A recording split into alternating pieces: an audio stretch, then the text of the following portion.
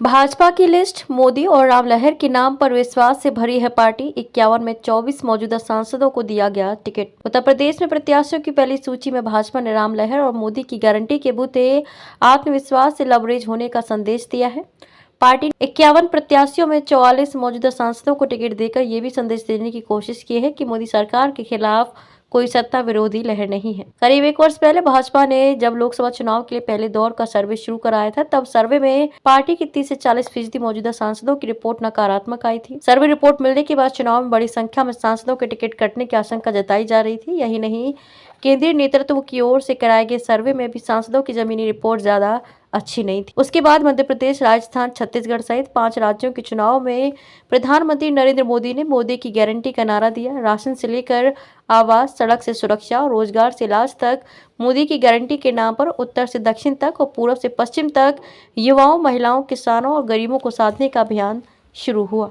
22 जनवरी को अयोध्या में श्री राम जन्मभूमि मंदिर में रामलला की प्राण प्रतिष्ठा से पूरे देश में राम लहर चली। उत्तर प्रदेश में तो खासतौर पर भाजपा के पक्ष में माहौल बनना शुरू हुआ। उधर आरएसएस, भाजपा और संघ के सभी अनुषांगिक संगठनों ने भी इस लहर को चुनाव तक बनाए रखने की योजना पर काम शुरू किया। पार्टी को तीसरे दौर के सर्वे में मोदी की गारंटी और राम लहर का घर घर तक आभास हो गया।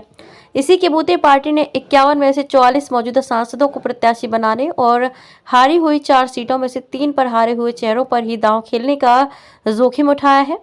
पार्टी ने विपक्षी दलों को संदेश देने की कोशिश की है, विकास और विरासत को सम्मान के दम पर वह यूपी में फिर एक बार बड़ी जीत हासिल करेगी। जानकार बताते हैं कि जिन 44 सांसदों को फिर से टिकट दिया गया है, उनमें मुजफ्फरनगर, चंदौली, कन्नौज जैसी सीटें भी हैं, जहां 2019 में जीत का अंतर 6 से 15 हजार के बीच ही रहा था। ये भी है विश्वास के आधार। भाजपा ने मोदी सरकार की विभिन्न योजनाओं के लाभार्थियों का बड़ा वोट बैंक तैयार किया है। पहली सूची में अगड़े, पिछड़े और दलितों की सभी प्रमुख जातियों को प्रतिनिधित्व देकर सामाजिक संतुलन भी बनाया है। भाजपा ने लोकसभा चुनाव से पहले सुबह सपा और रालोद से भी गठबंधन कर लिया। बसपा सुप्रीमो मायावती लोकसभा चुनाव अपने दम पर लड़ने की घोषणा कर चुकी हैं। 2019 में सपा और बसपा के मजबूत गठबंधन के बावजूद भाजपा ने 49.9% वोट हासिल कर 80 में से 64 सीटें जीती थी।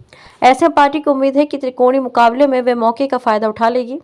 लखीमपुर और गौतम बुद्ध नगर से भी बड़ा संदेश। लखीमपुर खीरी से सांसद और केंद्रीय राज्य मंत्री अजय मिश्र टेनी के स्थानीय किसान संगठन लगातार खिलाफत कर रहे थे। पार्टी ने तमाम विरोध के बाद टेनी को टिकट देकर स्पष्ट कर दिया है कि उनके लिए जिताऊ और काडर सबसे महत्वपूर्ण है। गौतम बुद्ध नगर में मौजूदा सांसद डॉक्टर महेश शर्मा का गत वर्ष त्यागी समाज ने पुरजोर विरोध किया था। पार्टी ने उन्हें लगातार तीसरी बार प्रत्याशी बनाकर न केवल क्लीन चिट दी है, बल्कि सरकार और संगठन की ताकत के बूते मुकाबले का भी संदेश दिया है।